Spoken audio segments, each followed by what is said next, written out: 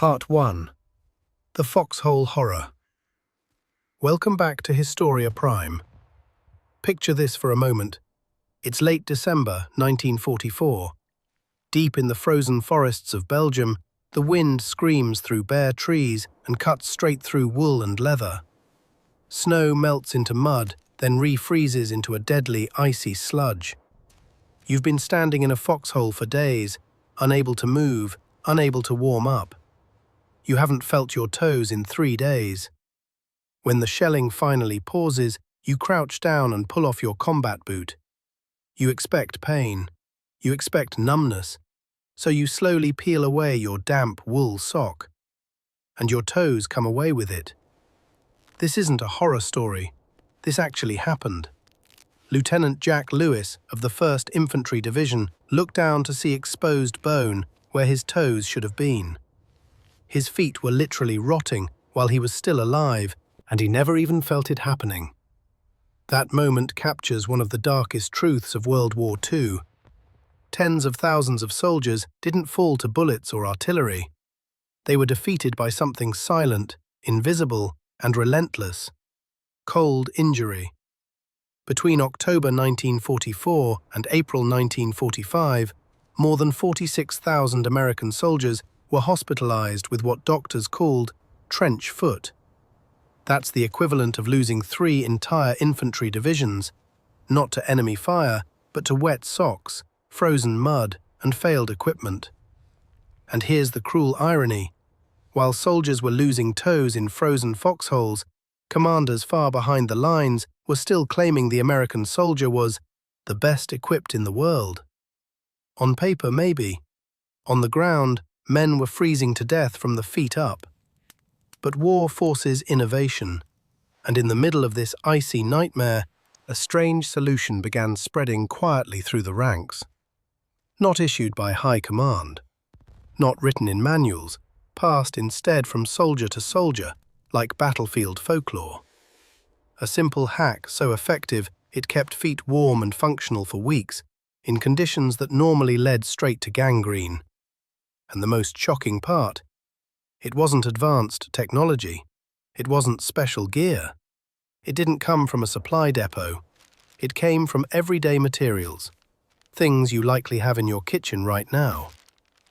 Today on Historia Prime, we're diving into the thermodynamics of survival. We'll uncover the secret WWII sock method, why official gear failed so badly, and how the same old-school physics can still save your life in a modern winter emergency. Because in 1944, on the frozen front lines of Europe, a simple plastic barrier could be more valuable than a machine gun. Let's step into the cold and uncover the history. Part 2. The Invisible Enemy. What is trench foot? Before we talk about the solution, we have to understand the monster. The army gave it a clean, clinical name: cold injury, ground type. But the men standing knee-deep in mud had a simpler word for it: trench foot. And here's the first mistake most people make. They imagine extreme cold, Arctic temperatures, blizzards far below zero. But trench foot doesn't need that. In fact, it thrives above freezing.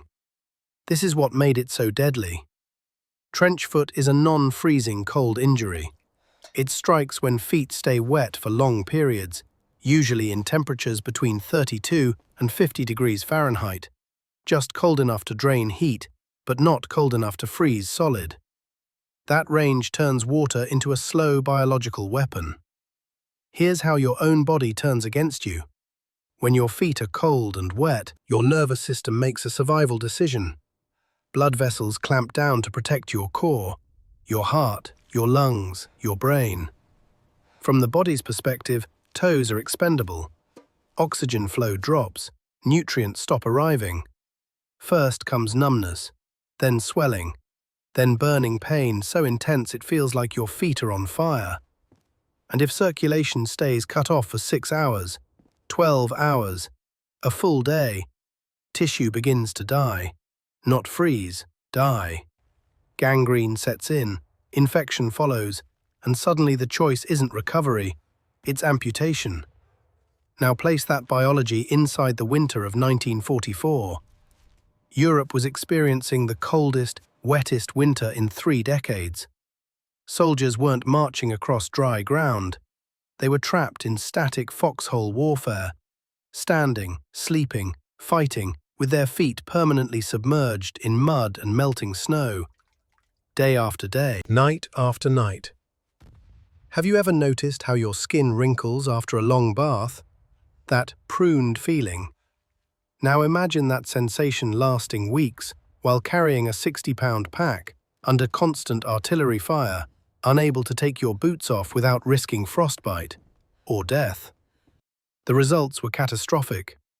General Omar Bradley later admitted that trench foot was as effective as bullets in knocking men out of battle.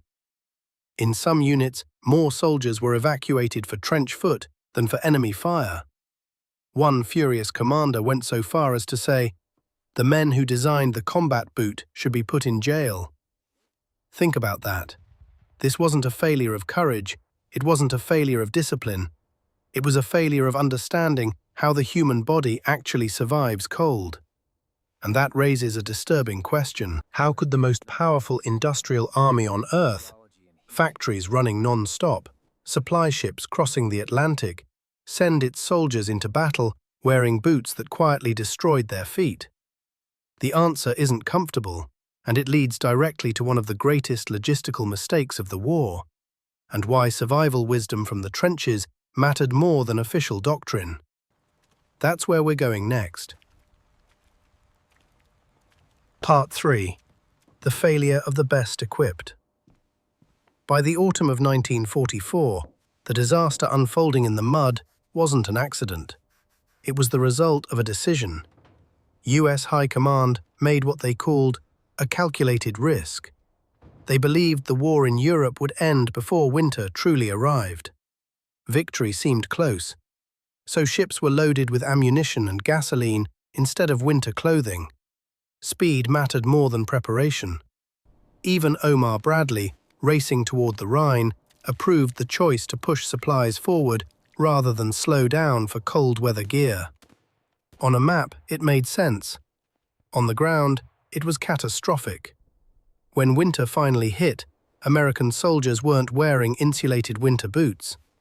They were issued Type 2 and Type 3 service shoes, ankle-high leather boots designed for dry ground, not frozen mud. They weren't waterproof, they weren't insulated, and worst of all, they had been sized months earlier, in summer, when soldiers wore thin cotton socks. Then the cold arrived.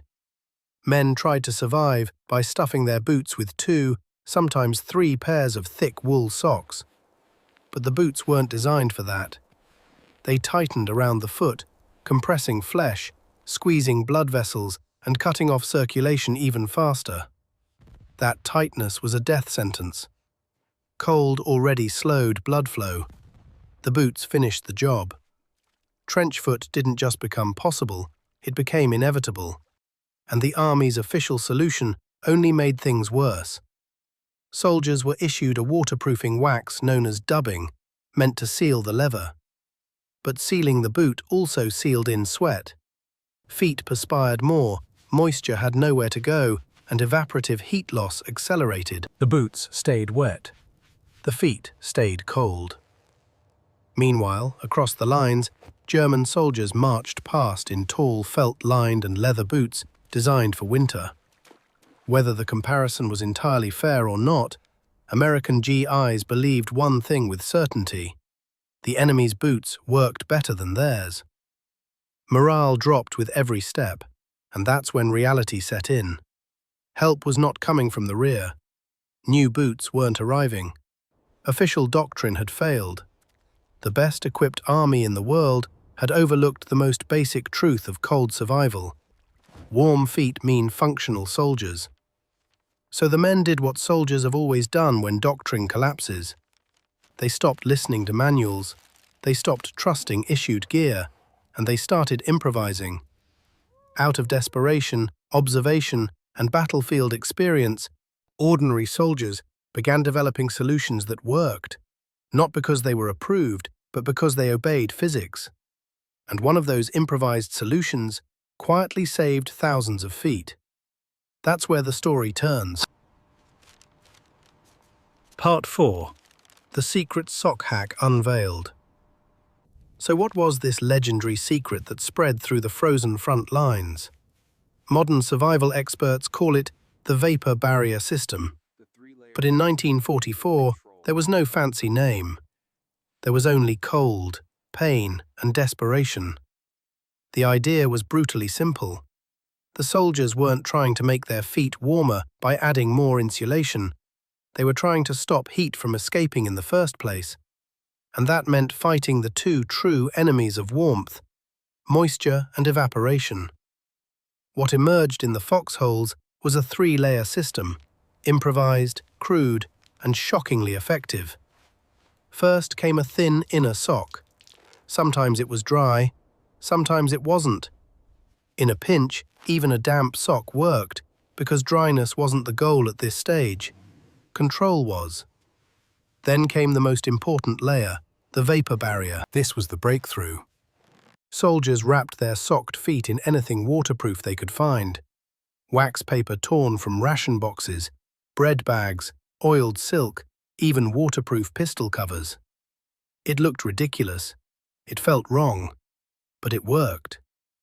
Over that barrier, they pulled on a thick wool sock, and only then did the foot go back into the boot. To modern ears, this sounds insane.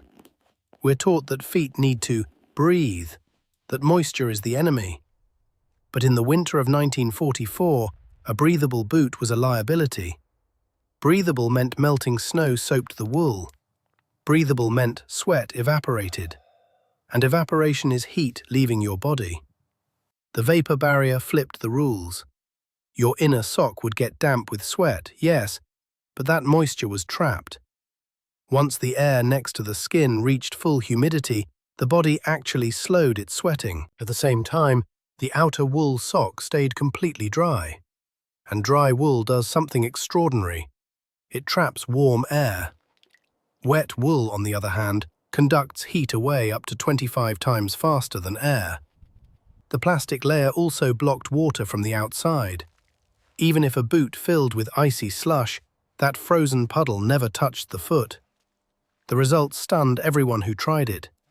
Soldiers using the vapor barrier method reported staying mobile and functional for days, sometimes weeks, without changing socks. Around them, men wearing officially issued boots were being evacuated with blackened toes and dead tissue. This wasn't luck, it wasn't toughness, it was physics. And here's the part that matters today. If you were trapped in a winter emergency right now, stranded in your car, lost on a hike, stuck in a power outage, what would you reach for to create a vapor barrier? A trash bag? Plastic wrap? A turkey oven bag? Because the difference between injury and survival might be something already sitting in your kitchen drawer. That's not just history, that's a lesson written in frostbite and survival. Part 5. Other Genius. World War II Survival Hacks. The vapor barrier wasn't the only piece of battlefield wisdom keeping men alive in the winter of World War II. Once survival stopped coming from manuals and started coming from experience, ingenuity exploded in every direction. Sometimes crude, sometimes shocking, but always effective. One of the most remarkable examples came from the 30th Infantry Division, where Branner Perdue, commander of the 120th Infantry Regiment, realized his men weren't failing, they were being failed. Watching soldiers collapse from trench foot, he made a quiet decision. Quartermasters were ordered to salvage captured German blankets and cut them apart. From those scraps, they sewed thick, three-layer booties, shaped like oversized socks. These blanket booties weren't worn in combat boots, they were carried inside a soldier's shirt to keep them warm. When feet became soaked and numb, the boots came off, the booties went on, and then the feet slid into oversized rubber overshoes. Thousands of soldiers were spared evacuation because of that simple intervention. No new factory, no official approval, just observation and action. Elsewhere, soldiers faced a different problem. The army-issued felt insoles absorbed moisture instantly and were nearly impossible to dry inside a foxhole. So men in the 100th Infantry Division found another answer. They cut replacement insoles from discarded cardboard ration boxes. Cardboard was dry, disposable, easy to replace, and surprisingly effective at trapping heat.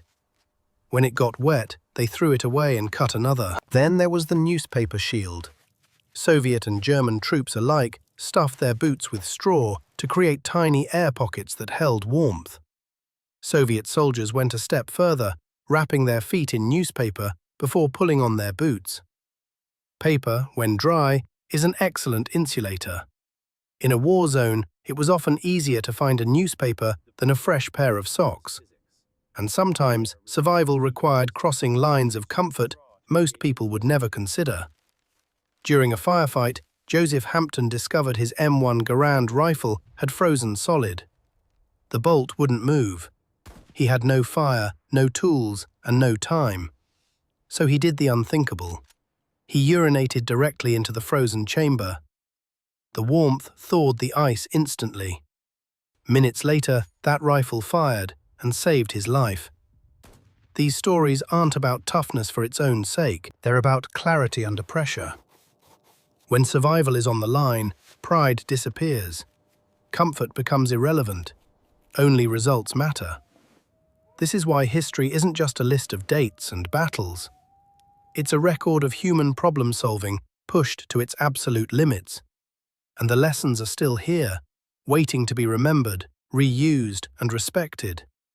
Because when conditions turn hostile, the difference between suffering and survival is rarely fancy equipment. It's understanding how heat moves and being willing to adapt. Part 6. From the trenches to your backyard. At this point, you might be thinking, that's incredible history, but I have modern boots, Gore-Tex liners, and a heated car. Why does any of this still matter? Because technology fails. Power goes out. Cars break down. Winter storms close roads faster than rescue crews can reach you. People still get stranded, on highways, on hiking trails, even in their own homes, often just a few miles from safety. And when modern systems collapse, the rules of survival don't change. The human body still loses heat the same way it did in 1944. That's where these lessons come home. The vapor barrier trick wasn't a product of its time. It was a response to physics. And that same physics applies to you today. If you're hiking in cold, wet weather or trapped overnight in a storm, you can recreate the WWII system with modern materials. A thin synthetic liner sock goes on first. Over that, a tough plastic barrier, like a turkey oven bag. Then a thick wool sock on the outside. Field tests by modern hikers show this simple setup can raise the temperature inside a boot by 4 to 5 degrees Fahrenheit.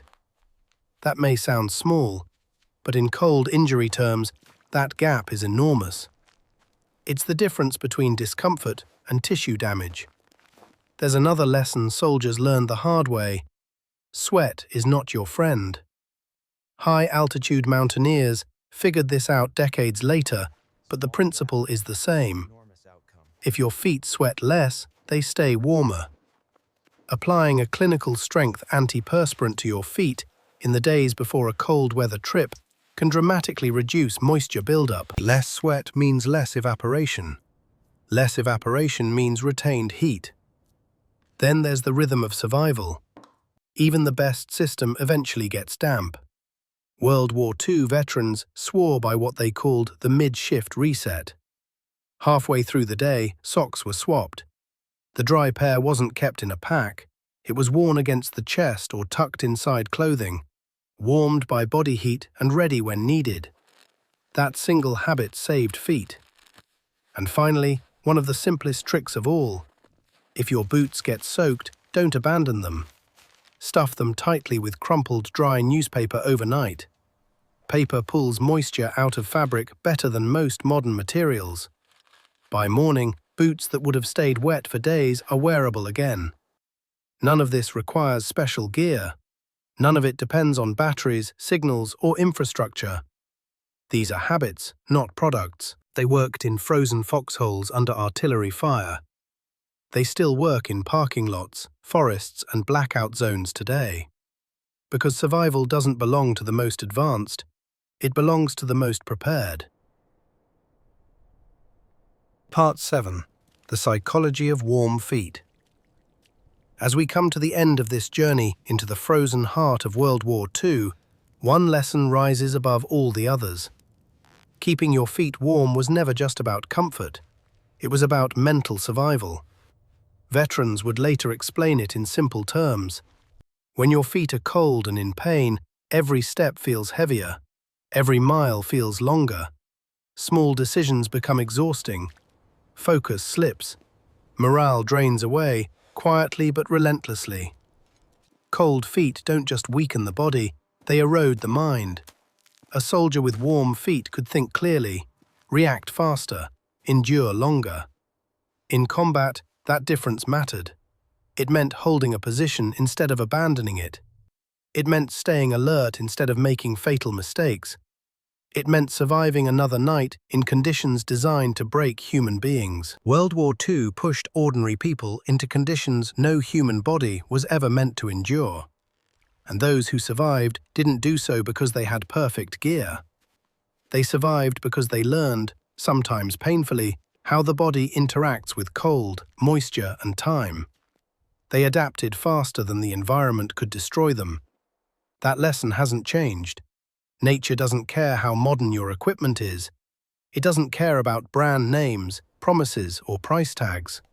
It rewards preparation and understanding, and it punishes complacency without mercy. So the next time you feel a sharp winter wind, remember the soldiers in the Ardennes. Remember the bread bags pulled over socks. Remember how a simple grasp of physics kept men alive when doctrine failed them. They didn't wait for better gear. They didn't argue with reality. They adapted, and now that knowledge belongs to you. So tell us, what forgotten survival skill should we uncover next? Leave a comment below and help guide the next journey into the hidden intelligence of history. If this piece of forgotten wisdom resonated with you, take a moment to like the video, subscribe to Historia Prime, and share it with someone who respects real-world experience over theory. Stay warm, stay curious, and we'll see you in the next deep dive. Because here at Historia Prime, the past doesn't just inform you, it keeps you alive today.